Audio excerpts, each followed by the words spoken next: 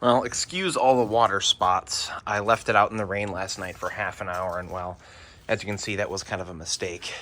Those should come right out, but this was perfectly clean about 12 hours ago. I'll give you a full walk around of the car here. Sorry if things look slightly distorted. I'm using the widest angle I have on my phone here, so things might look a little goofy.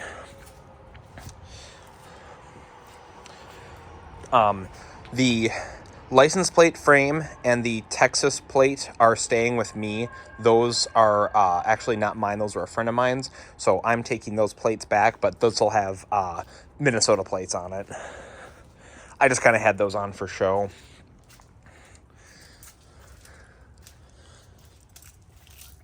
Try my best to get a wide shot here. Oh, there's my DRZ.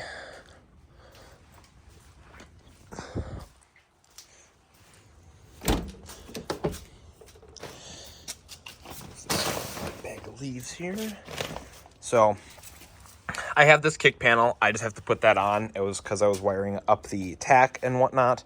And also you have a manual control for the, kind of hard to see here. That's a manual switch control for the AC condenser fan. The AC condenser fan will run automatically on its own. However, if you want to run extra cooling, you can flip that switch and run that. And not only will your AC be more effective, but if you're in really heavy traffic and you're nervous about it overheating, you can flip that on as well. This car came from Texas, so that was a thing that they installed. Obviously, in Minnesota, I probably never going to need that. I had seat covers on here just because when I was working on the car, I was very dirty and whatnot. The seat is in very good shape. The bolster where these usually wear out, so it's kind of hard to see here, but the bolsters are in very good shape. Seats are probably what I consider average comfort for 123. I mean, you've had a few of these, so you know they're not exactly the paragon of comfort and whatnot, but they're okay. Back seat. The only real body flaw besides minor paint chips are some of the trim is doing this. I have one new piece of weather stripping that will go with this. I don't remember which side it's for. If I were you, I would replace all of the weather stripping just on the doors. That would be probably something I would do if I were you. But yeah, this one's a little wavy. It just does that with the Texas heat, I guess. The worst spot is on the tailgate, though. This one, as you can see, there's a little bent or squiggled there. Probably the worst spot on the car in terms of any sort of body corrosion is probably the spare wheel well. And as you can see, it's not rust. That's more just the underlayment peeled off there from when they had the spare tire in and out. Usually this whole spot is completely rusted through, and as you can see, all it has is the drain hole. More dirty than anything. I just wanted to show that. Let's close the tailgate here. All the bunts, which I was told were the more desirable 6.5, they're either the 6.5 or they're the more I was told they were the more desirable style. I don't quite remember which this is. The spare is what originally came on the car, which would have been the less desirable, I think, 6. These, I was told, were 6.5. I haven't pulled them off to verify, but I'm fairly confident they are. Open this here. I'll grab this folder out. This was... tailgate uses as a table. This was all of the paperwork. The original owner's name was Bill. There is tons and tons and tons of receipts, paperwork. I mean, there is so much stuff in here. This folder probably weighs 4 or 5 pounds. It's quite extensive.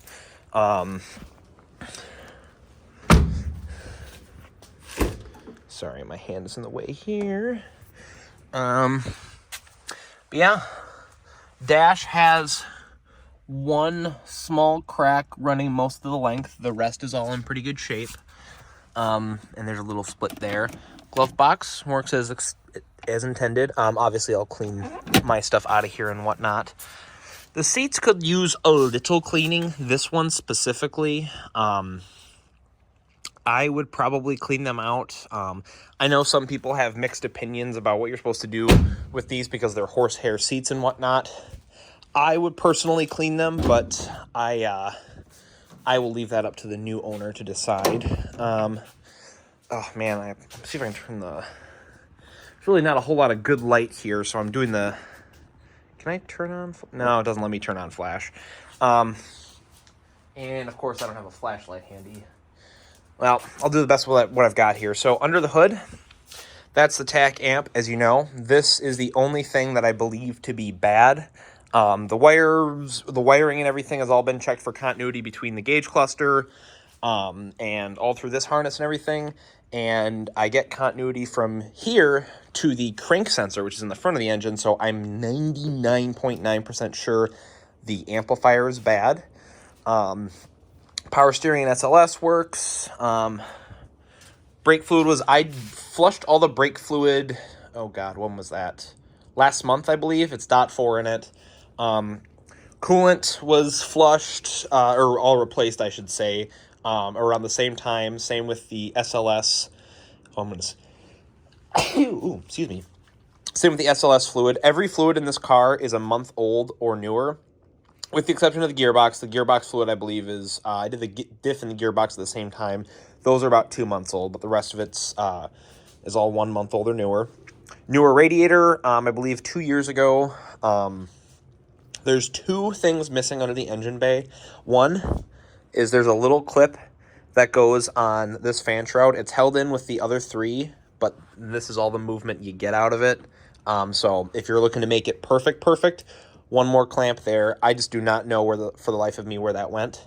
And the other thing that's missing is the little hose that goes from the air cleaner to the ducting. During the summer, you might notice a difference. If it's 60 degrees or below, you're never going to notice anything like that. It's like these cars just don't produce enough power to really make a marketable difference there. Heater control valve, these are notorious to fail. That's been replaced. Battery was new as of January of 2020. Doesn't have many miles on it. Rebuilt and resealed the SLS pump. Injectors have all been cleaned. Pump has been timed and is correct. All the fuel filters have been changed. So there's an inline filter, and then there's one right there. Both of those are new. Several, not all of, I shouldn't say all of, the main vacuum line that goes between the booster and the vacuum pump is new.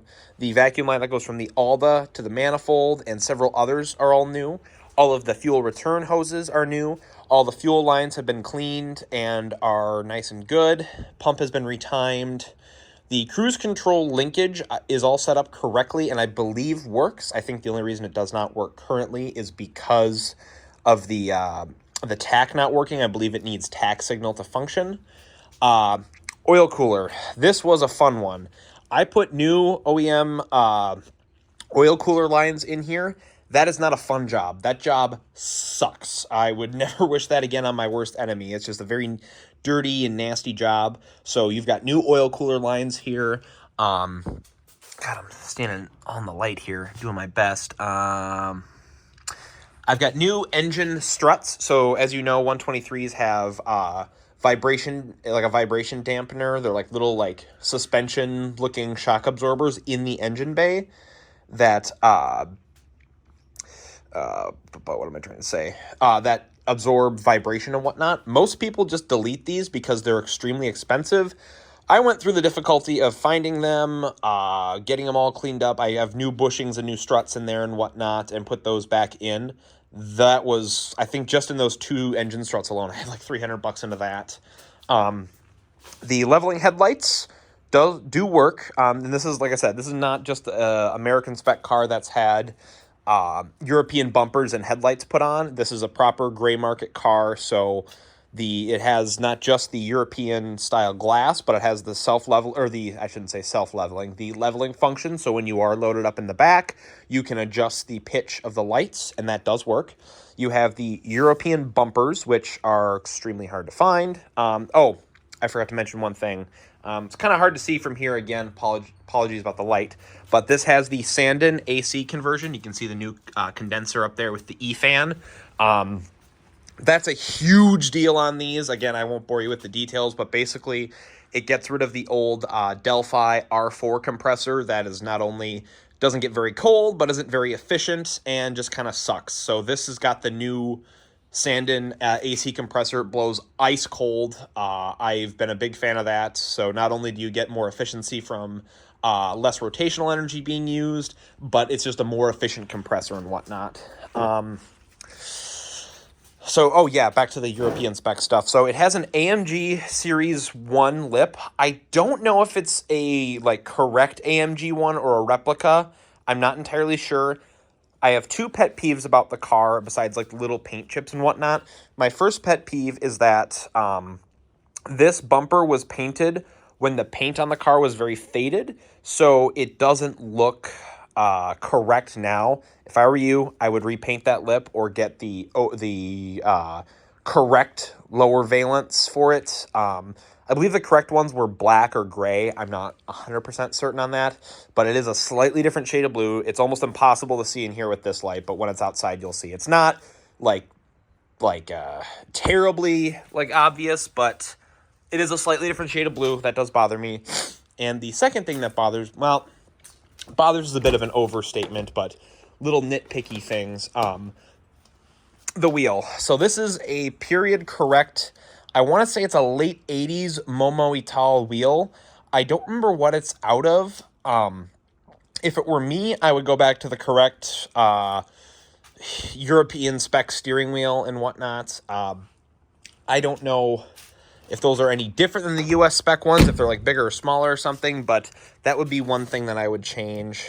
Trying to think. I'll point out all the little body flaws here. There's a little, I don't know if it's a paint chip or paint cover up there and there. Minor scratch there. The paint is thin right there. There's some split in the weather stripping, but I've already mentioned the weather stripping would probably be something I would tend to, or that if I were you, I would take care of. There was some other flaw on this side. Oh, this one's going to be almost impossible to see in this light, but there's a small scratch there.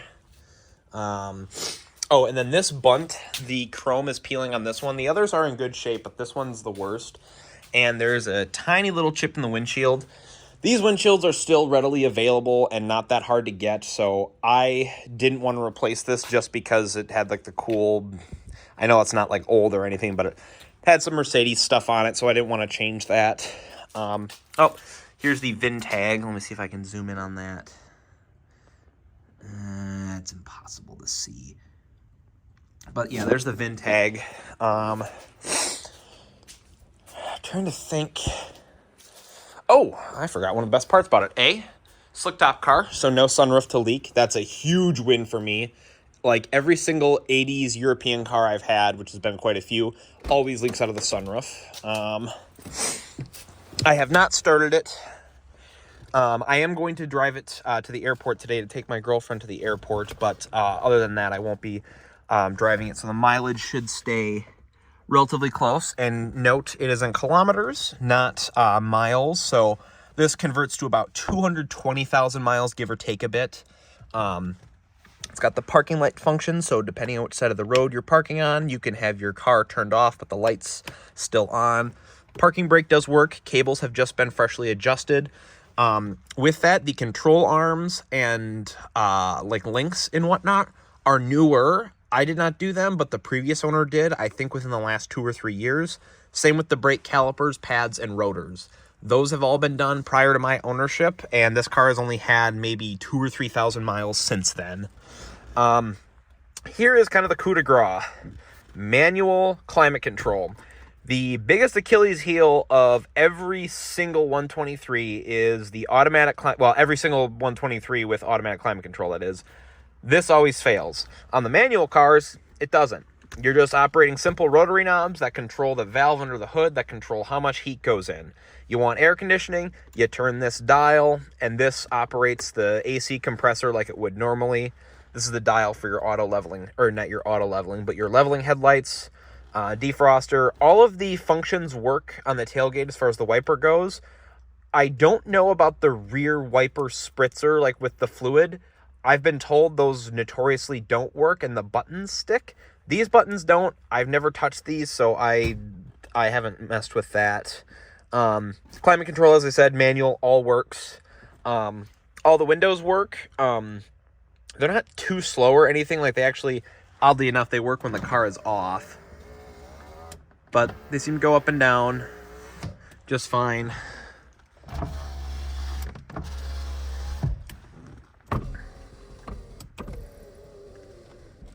Rear ones are a little slower, but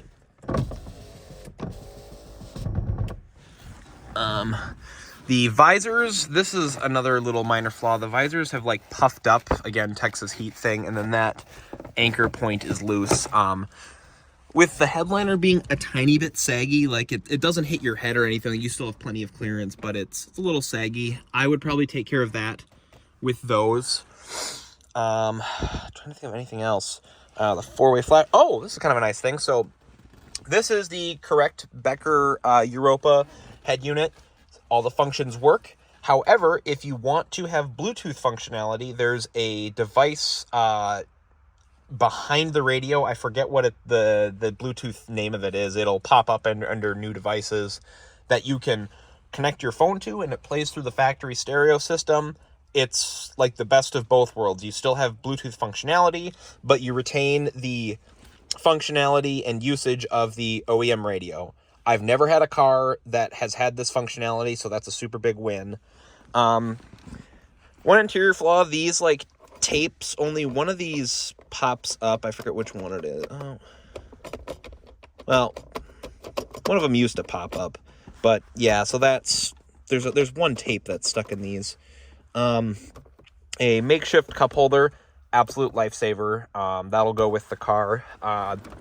In here, I have this reads out your alternator voltage, so when you turn the car on, actually I won't start it right now, but I can. So that reads out battery voltage right now. And obviously it'll pop back up now that the glow plug relay is not running. But that has USB power as well as voltage output, so it's nice to have that. And I do have a different ashtray for that too, if you want to go back to the wood trim one. This was the one that originally came with the car, I believe, so that'll go with it as well. But yeah, that's kind of the car in a nutshell. The underside is very clean.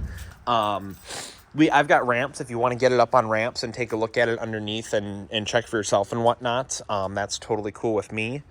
Yep, and in typical fashion, you have the one, I think that's a rear fog light. I might be unsure on that, but that's for sure the one reverse light.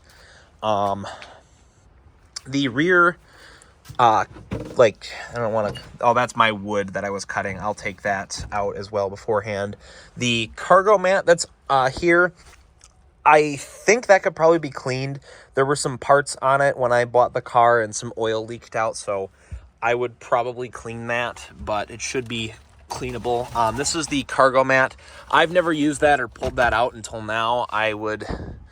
Any of those things, I'm always very nervous if they work or not, but seems to. A little crack in the plastic there. Sorry, I'm very nitpicky with this sort of stuff. Let me see if I can get this open.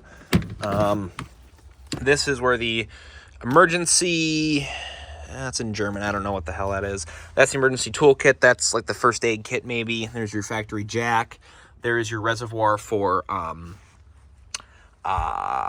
washer fluid back here. There are some spare belts back here. I do not know how old those are, but I do know that all the belts that are on the car are either a year old or new. So I had some that came with the car that were had only been on for a few miles, so they're either a year old or new. Show you this. No rust in the fuel door area. These are pretty common for rusting out. There's none there. Little paint chipping in like the wheel arch a little bit, but the wheel arch itself is extremely clean. Like I said, SLS works.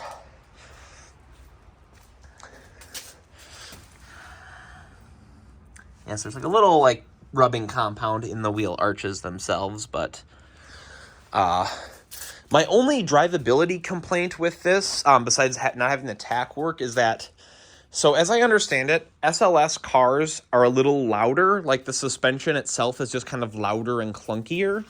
I've driven non-SLS cars before, and I think the ride quality is pretty comparable to cars with traditional like springs, you know, shock spring combination. But this one, they're just like a little clunkier. And I've driven, this is the only SLS car I've owned, but I've driven 2 or 3 SLS cars, and all of them have been a little like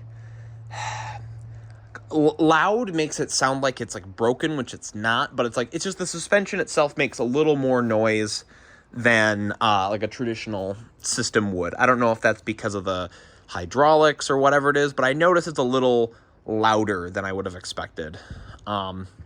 It handles fine. I mean, these kind of handle like a boat, like they're very, very billowy, so I wouldn't exactly expect like sports car handling, but it seems to ride nice. I do know the front springs have been replaced as well as the shocks. I believe they're Bilsteins in front, and I do know that the SLS system prior to my ownership had been rebuilt or redone. Like it's got new lowering, or not lowering links, new like adjustment links and whatnot in the rear. But as you can see, it does sit with a pretty good stance. It's not like slammed or anything, but there's it is lower a little bit.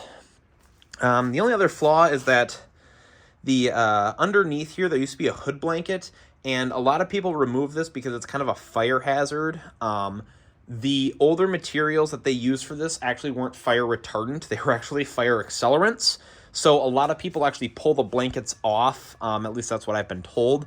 And when they pulled it off, they did not remove any of the adhesive. That kind of bugs the crap out of me, so I would maybe take care of that. But, yeah, that's, God, apart from all the awful water spots, that's kind of the car here in earnest. I feel like I've represented it pretty fairly, shown you all the flaws that I can think of. I mean, obviously, as you know, it's a 40-something-year-old car. There's bound to be something here and there that doesn't work and whatnot. But as far as I can tell, even the license lights, I think, all work. So you should be good to go. Feel free to reach out to me with any questions, comments, concern.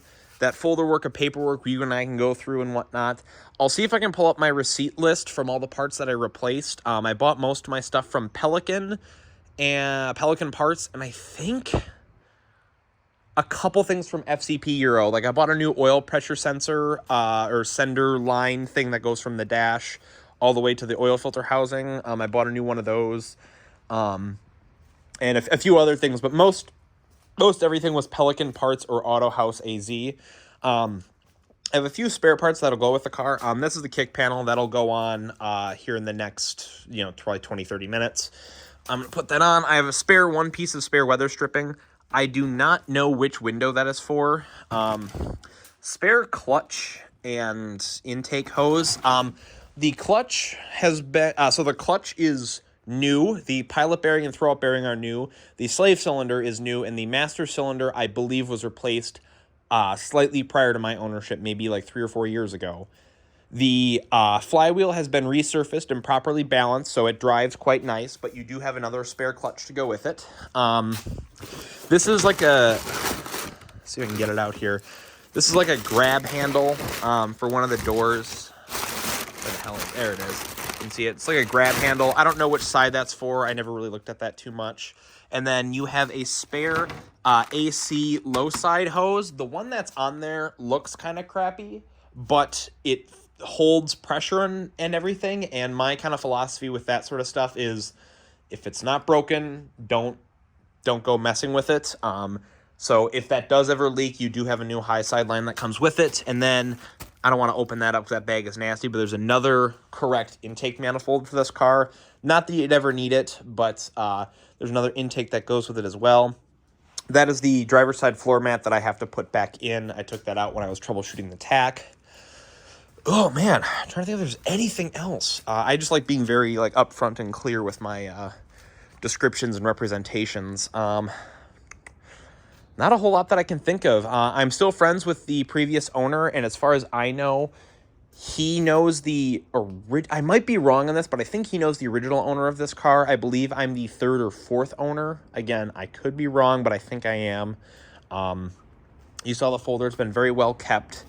The engine that went into this car, so I'll give you a little bit of backstory as to why the engine was swapped. So when I got this car, it had a super pump on it and a very aggressive clutch. And I'm a person that does not like to really go fast. I got this for that, and this thing's only a 400, and this thing can get me into plenty of trouble. But I took the super pump off, and I took the old engine out because it had really bad blow-by. Like, it would blow the cap clear off. I bought a 126 donor car from the guy who I work with at my shop. His dad was the original owner of that 126, and so we pulled the engine out of that and put the engine in this. You had to make a few changes with the engine mounts, which have been replaced, and the oil filter housing, which has also been corrected, so that's all good. But this engine has between 160 and 180K on it, I believe, and that's miles. And I think it's closer to 160. We parted that car out because the car was so rusty and junked that it just wasn't worth driving anymore. Otherwise, I would be winter beating that vehicle right now because it's almost winter, but that's where the donor motor from this came from. I do still have the original motor. If I were you, I probably wouldn't take it. I can get a picture of it if you really want. There's no melted pistons or anything in it, but it had really bad blow-by and was really dirty and oily. I personally wouldn't do anything with that engine. The cylinder head, I did go through and checked all the valves, made sure all the adjustment and everything is good. So that's all dialed in, new timing components and whatnot, new guides, etc. So that's all good. I'm trying to think what else. Yeah, so that's where the driveline came from. So this is totally stock, has the stock pump, stock, like an OEM stock clutch. It's got a 4-speed manual transmission in it. The bell housing or case of this was painted red for some reason. I do not know why, but there's no gear grinds, pop-outs, or anything. It just drives like it should. Typically with these, reverse is a little harder. It's not necessarily defined, but you have to kind of wait a second before putting it into reverse. This is the same way. You gotta kind of come to a stop. I always shift first, second, and then go to reverse. That seems to... the transmission seems to like that more. It's not that it like resists or anything, but I just feel a little bit better about doing that with such an old car. But new flex disc in the rear and in the center, so those are good. The drive shaft does have a little bit of vibration. It's only at certain speeds though, so I would maybe look into, if you're trying to make this like perfect, I would maybe look into having a drive shaft shop properly balance that. That would be my recommendation, but as it drives now, it doesn't bother me any. I'm cruising at 65 or 70. There's no vibration. It's just like around like lower speeds, like I'm gonna sneeze here. Excuse me. Lower speeds around like 45 or 50 in fourth gear. It seems to vibrate a little bit, but as soon as you're either in third gear or you're above those speeds, it doesn't vibrate at all. Yeah, all right, now I think that about covers it. But yeah, feel free to reach out to me with any questions, comments, or concerns. I'd be more than happy to answer them. I do have a video cold starting this a couple days ago. It cold starts very nice. It shuts off instantly like it's supposed to, so there's no leaks in any of the vacuum lines or anything. So it's a pretty good, honest, well-sorted car.